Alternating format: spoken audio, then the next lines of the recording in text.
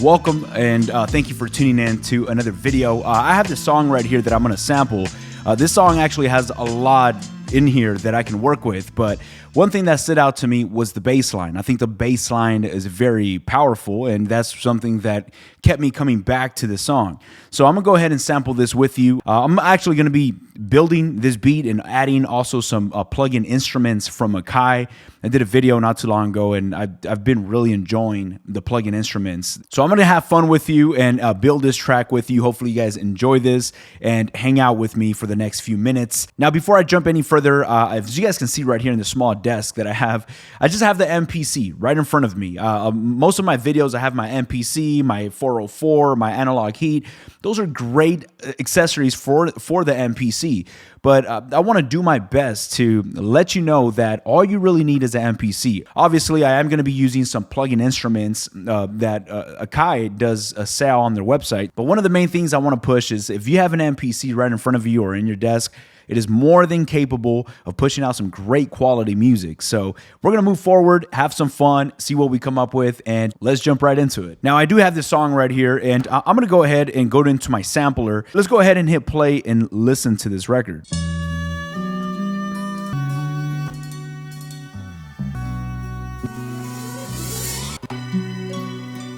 All right, so as you noticed, I don't know if you saw, but I was like pulling out the cables, trying to listen to where the bass is like its most powerful. So I got the left side of the cable, and that's what I'm going to sample. As you guys see, it's got an input 1, and it's a mono signal. I do not want to go for the overall stereo sound of this. Now, I did record it a little low. I'm going to actually process this. I never really use this normalize feature as much.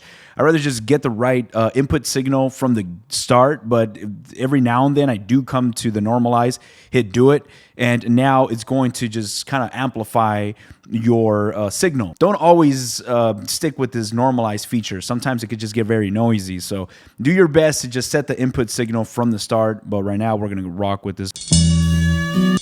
Kind of zoom in right here in the beginning and get the downbeat where I want to start doing my chops. Just about right there. Process this, and we're going to discard everything on the left-hand side. And now that we have this, I'm going to go from trim to chop mode. Now that we're right here in chop mode, a really quick side note, I did get some questions on this. Some people were having some issues right here. What's going on is some people were in manual chop mode trying to manually chop their samples. And when they would hold a pad and let go of the pad, it would stop playing. So it's like, how am I going to manually chop this? I can't. If this is something that's happened to you, hit shift, go make sure that one shot is turned on. If that's turned on, now when you tap that pad, it's going to continue playing. If it's turned off, you tap the pad and it's going to stop playing. So if that's happening to you, I know it could be very frustrating. Make sure one shot is turned on. Make sure I got the start of these set to where I need them to. I'm going to go to track 2. In track 2, I'm going to look for that sample program. Now we have it right here in track 2.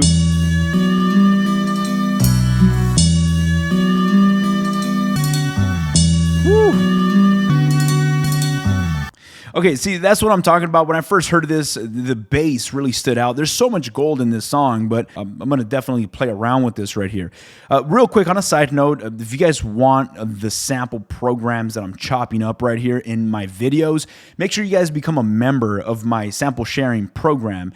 I'll leave a link down in the description. You guys go ahead and subscribe, but you guys will be getting access to the samples that I'm chopping up, just so you guys can follow along, or you guys want to recreate something similar to what I'm doing. But I know a lot of people could really use these resources. So if you're interested in becoming a member, make sure you guys sign up. And also anybody that's already a member, be on the lookout for these sample chops right here. I will be releasing them a few moments after I publish this video. I want to lay down some drums. I want to start with some drums real quick because I feel like the drums are going to guide me. I'm not going to be using a drum break. I'm actually going to go into my new sample pack.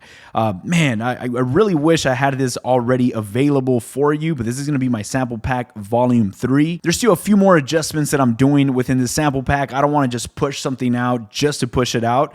I'm still working on it, but believe me, it's going to be out in a matter of a few days. So depending on when you're watching this video, make sure you go down down to the link of this video. If you guys are digging these drums, this is going to be my sample pack volume 3. So if it is out, I will leave a link down. And if it's not out, you guys can still pick up volume 1 and volume 2. So it's a very great way to support the channel. So let's keep rocking and see what we have with these drums right here. Ooh, that sounds good. Again, I'm starting with drums. I'm not really listening to... Ooh, that sounds good. I'm not listening to the sample right now. Most of the times I will play the sample and then I will audition some of these kicks and snares, hi-hats. But right now, like I said, I want to start with these drums, not knowing what the sample is going to sound like.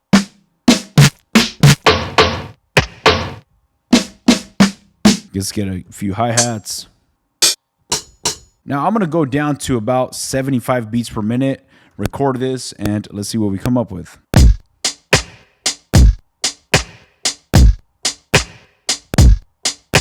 Awesome. So look, you guys will hear that I have a very simple groove. I think my whole idea when I start off with drums, I won't do nothing too complex. As I'm building my sample and then I start adding my bass, I would usually come back to these drums and start adding some ghost kicks, some ghost snares. But right now I just kind of want something to guide me with the sounds that I'm selecting. All right, cool. I'm going to stick with that. Now I'm going to jump back into my sample. Woo!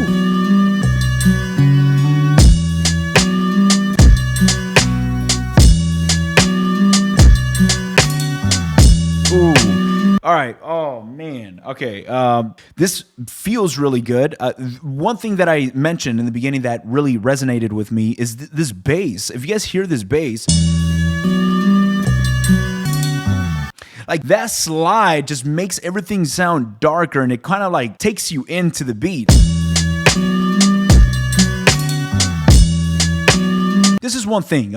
Anybody that has these newer MPCs, this is so powerful. Like this sounds good. I like how it sounds, but I want to go ahead and do something to this bass line sample. One thing I had mentioned, I made a mixing video where I'm using EQs, filters, compressors to mix.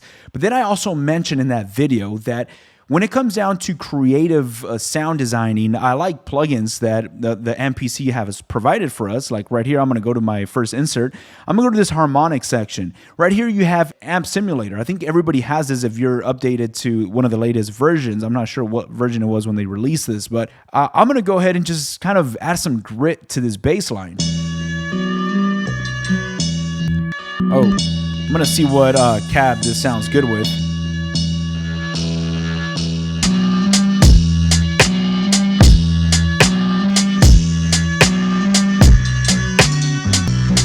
Yeah, so like, you know, I'm not mixing right now, but I'm adding a creative touch to the sound of this bass. That's so awesome that we have these tools. One thing that I don't see, I wish we could get this in an update, but I would love to. Like right now, I added this amp sim in slot 1. I wish I could move this to slot 2 and just kind of drag and drop it and then add something on top. We don't have that option. If we could get that option, that would be awesome because I could probably put a filter in slot 1 now that I think about it, but it's too late. I would have to redo this whole plugin. So that sounds good right there. I'm going to go ahead and close out of that. I'm doing a quick adjustments if I feel like I want to do something, if I feel something creative. Right now I'm being creative. Right now I'm thinking creatively. I'm not thinking technically. So right now if I hear a little bit of distortion on top of that bass sample, I'm going to add it quick. Is it dial in perfectly with all the parameters? Maybe not. Maybe it needs a little more tweaking. I'm using these earphones, but once I hear it in my speakers, I'm able to go back and readjust those parameters if I have to. But I want to move very fast right now. Now, if I could, I might go into this bass program, drop it down at about -2 semitones, just to bring it down and switch up the sample a bit so it's not too, I guess, recognizable. So let's go ahead and hit play, see how this sounds at -2 semitones.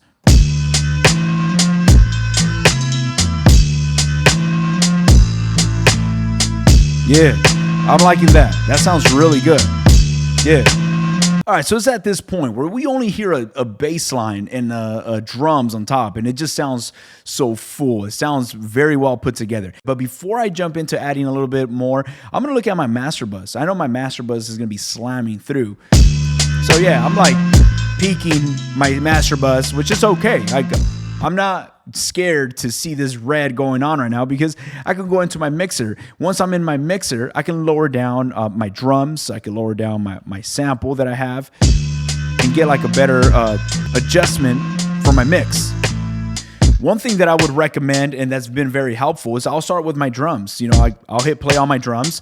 I would want my drums to be peaking at about -3 or -9 dB. Anywhere in between, that would be actually a good point of where I want my drums to be smacking, because sometimes my drums might carry the most volume on my master bus. So it's at about -3 dB on my master bus. Now I jump in and I will adjust my sample to try to match up with my drums once my drums are already carrying most of the heavy lifting.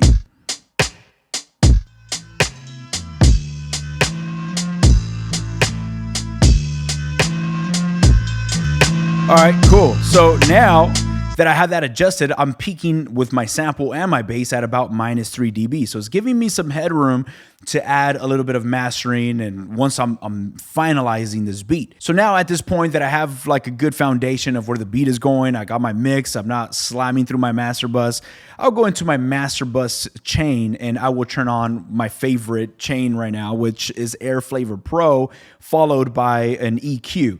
Now that I turn this on, as a matter of fact, I'll leave it off. I'll play one bar with it off and then I will engage it so you can listen to how it sounds with it on.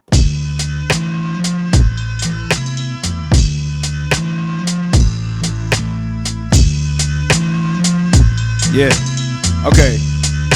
Okay, so that right there sounds really good. I love how it glues my entire mix together. I'm actually going to jump into track number 3. And track number 3, I'm going to use these plug-in instruments. These have been awesome. I'm enjoying this. Now, right now, I have my drum and my bass. Sounds so good. It already sounds like that is the foundation. I want that to be the main focus. Right now, I'm going to just dig up some ear candy for some synths that I can add on top of this beat.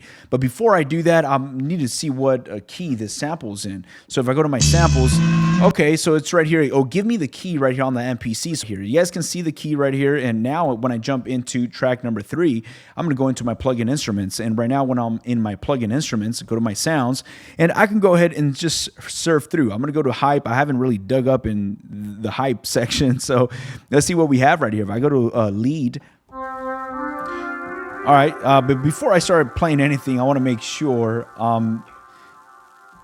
matching the key, which is the key of the sample was an A, so it should match up.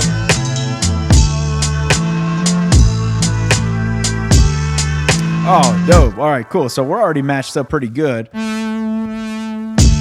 right, so now it would just be listening to some of these sounds, playing them on top of my beat.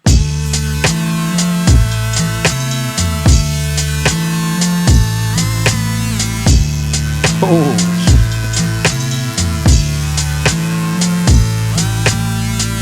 Oh, okay, I gotta lay that down before I forget.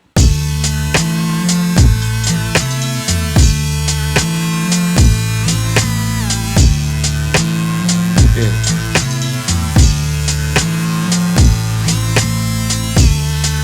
Yo, yeah.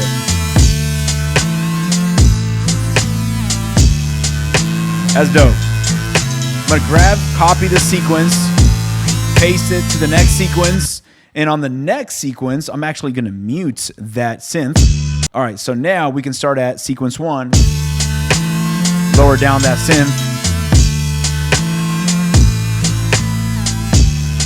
And I'm going to go into sequence 2 right now. Yeah. Man, I'm about to start spitting some flows right now. Let's go into our mixer. This actually add a new sample program. Sample, I'm gonna name this sample 2, and go into my mixer, and I'm gonna go into pad tap. Since I'm already selected in sample 2, if I'm in pad tap, anything that I tap out is gonna automatically be placed in sample 2 program that I just created. As long as that is the last sample program that I have selected there, when I go in here, anything I tap out, I'm gonna continue digging through this record, is going to be placed in sample 2 that I created. Hopefully that made sense. All right, cool. I think we're gonna be able to add some of these vocal chops to what he has. Pitch this down -2 semitones so it could match. Now, sample 2, make sure I'm naming this. I'm gonna go into this program and add a high pass filter. Again, guys, I do not take it for granted having these plugins right here for us. High pass filter, and in this high pass filter, I don't want the bass to be so prominent. Cuando estoy cerca de ti, yo te juro que a mí solo comprendo. Yo, yes. El por qué me fascina tu mirar. All right, man. All right. Me fascina tu mirar. Yo te juro que yo. Yeah, there you go. Get those strings to pop out a little bit more. Go to track 2, add an EQ. Maybe in this EQ, I'll go to my highs.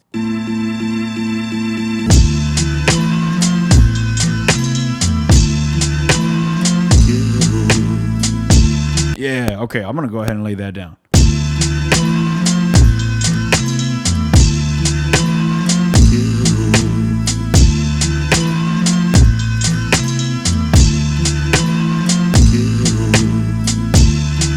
Yeah, okay, that sounds good. I'm gonna go to insert 3. I want this, what is it, like a harp. I want that harp to really stand out. What I could actually even do, I haven't really done this, but go to effects, and I'm gonna go to insert 1 just on this pad. I think it is under dynamics. Go down to air pumper, no, air transient. This is going to be useful because I want those plucking sounds of that harp to stand out. Raise my attack.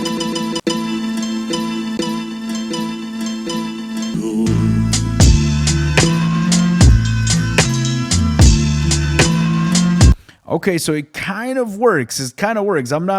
It's not the best sounding. It's kind of there, not really there, but what we could even do, take it a little step further. Now we're digging into this right here. We're gonna go to, where is this, air EQ. Follow this by an EQ. Get the EQ. Get the output. Okay, now we'll see how this sounds. Okay, it's getting somewhere. Go back to the air transient. Back off of it a little bit.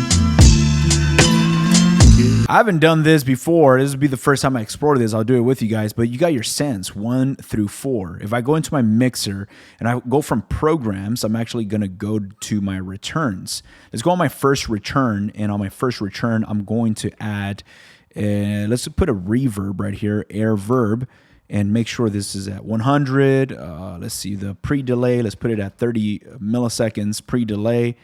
Let's start with this right here. Now, if I go back into my program editor, I'm gonna send this signal to send 1, which we should have a reverb, and I should hear some reverb right now. There you go.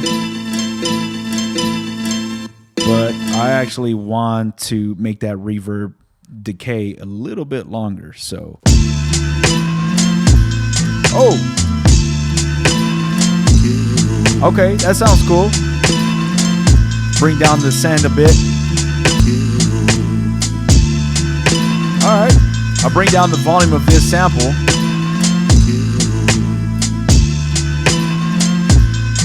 All right. All right, so we have something right there. Again, I'm trying my best to show you that you could put out something sounding really, really good. Guys, I'm not putting anything like an analog heat, which, yes, the analog heat will elevate your sound and it will enhance what you have coming out. Like, I'm a true believer of the analog heat. It definitely helps. But if you like the sound of this right now, this is not going through anything other than just the MPC. I'm not mastering it in the DAW. I'm just pushing the signal through right here. Now, one last thing I'll leave you guys with this is somebody had mentioned on a previous video, and very smart for him to mention this because I haven't talked about this. They just asked any limiting or compression as your master when you do it in the DAW. That's actually a very good point.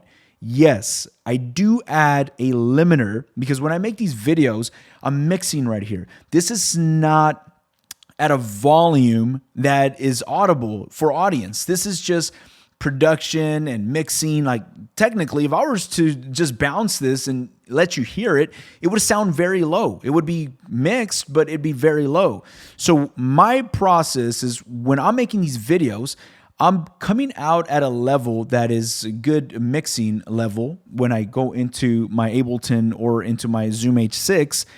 Once I go into Final Cut Pro and I start editing my videos, before I hit export in Final Cut Pro, now I'm using a stock plugin from Final Cut Pro. It's just a limiter that comes in Final Cut Pro. And I'm using that limiter just to bring the mix to a audible level for the audience could hear it pretty loud. I'm not mastering it. I'm just putting a limiter and bringing the volume as loud as I can. I have to throw that in here because yes, I'm not using the limiter within the MPC. It sounds good, but I'll just use it in the DAW because I could kind of match it to my voice as I'm mixing my video and audio. It helps me a lot better. But guys, this is all strictly out of the MPC Live Mark II.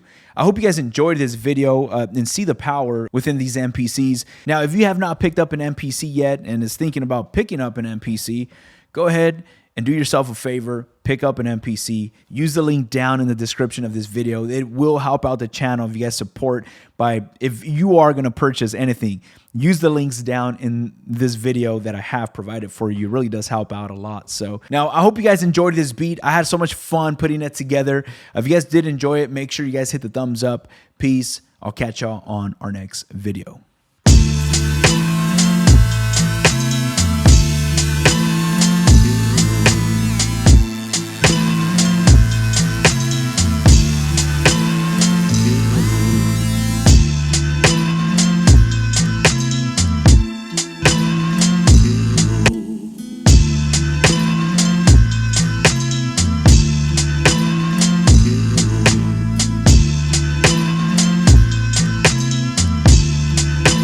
You're good. They gave it to me. Where? Where did you get it? They gave it to me. You see the video? No. No? No. Dude, it's the funniest video ever. There's some girl getting mad. Like, I guess it's his wife, but it's like